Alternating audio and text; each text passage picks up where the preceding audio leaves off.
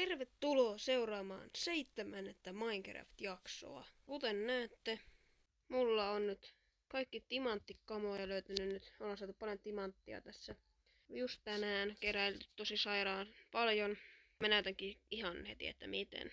Kun mennään tänne mun kaivokseen ja mennään tästä portaat alas, niin me aletaan pikkuhiljaa saapumaan tänne bedrockiin. Ja täällä mä tosiaankin on siis mainaillut sillä, että mä teen tämmösiä koloja tänne sivuille. Tällä tavalla mä saan tosi leveän alueen tutkittua, ja mä oon löytänyt tällä taktiikalla ihan sairaasti timanttia. Tänään on löytynyt semmonen 20 timanttia. Mulla on kohta fullit timukamat. Kun mä jaksan täällä vaan jonkun verran mainita, niin mulla on ihan kohta fullit timut. Jos aiemmin on ollut huono tuuri timujen kanssa, niin nyt niitä on alkanut vihdoin löytymään. Ja se on tietenkin tosi iso progressi tässä, mutta onhan tätä tapahtunut paljon muutakin. Ja mä esittelen niitä muita asioita nyt tässä. Tässä on paljon itse asiassa asioita muuttunut ja tullut paljon uutta kaikkea, koska edellisen jakson kuvauksesta on kumminkin jo jonkun verran aikaa. Ja mä eihin muutamaskin päivässä tehdä aika paljon asioita. Asia on ollut tässä ihan lähellä, että talo on saanut vähän upgradeja. Eli mä oon laitanut tätä kalastusaluetta niin, että mulla olisi nyt niinku alakerta täällä. Ja tästä mä pystyn sitten tietenkin kalastamaan vanhaan tapaan, mutta nyt mulla on niinku käytännössä alakerta. Ja sitten seuraava asia, että talohan on laajentunut. Eli tässä on nyt tämmönen toinen huone, vähän syöden välissä.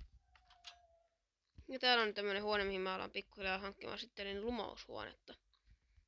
Ja täällä on ruokachestikin jostain syystä, koska miksei. Mutta eihän tässä ole vielä kaikkea, ei niinku lähellekään. Nimittäin tässä talon lähettyvillä on myös Nether-portaali. Ja mä en oo siis tässä maailmassa vielä Netherissä lainkaan käynyt, että me tehdään sekin myös tässä jaksossa. Käydään ensimmäistä kertaa Netherissä. Ja häkkerin hauta. Siitä on tehty nyt kokonaan kultainen. Koska oli se kultainen koirakin.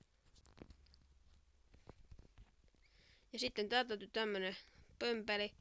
Tää on nyt mun XP-farmi. Tänne spawnaa löytää mobeja.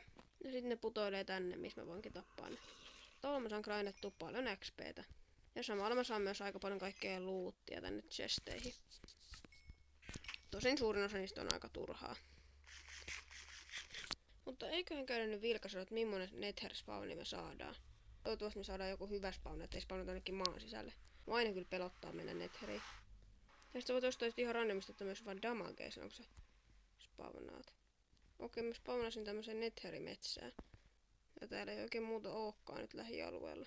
No, se on semmonen spawni, mutta tässä jaksossa me ei kumminkaan tutkita tätä Netheriä enempää. Oh, tuo Enderman suuttus. Äkki pois. Herran jestas. Joo, mä taisin kyllä ihan turhaan säikästä sitä Endermania, kun miten se olisi tonne päässyt. Tai nyt tietenkin teleporttaamalla, mut joo. Eiköhän tässä on nyt kaikki. Tässä jaksossa ei tehdä sen enempää mitään seikkailua tai ei rakenneta mitään, mutta mulla on niin paljon kaikkea esiteltävää, että tällä kertaa tässä oli taas esittelyjakso. Mutta aika paljon ollaan taas tehty progressia tässä pelissä. Kun edellisessä jaksossa me kerättiin rautaa ja saatiin ehkä niinku 1 timantti, niin nyt meillä on enchantatut timanttikamat. Joten nyt ollaan parannettu taas ihan huikeasti ja kyllä me sitä Netherittäkin lähdetään jo pian mainaamaan, mutta ennen sitä kumminkin tää video loppuu, joten siihen asti kunnes tulee seuraava jakso, niin mä sanon teille, että vaan moro.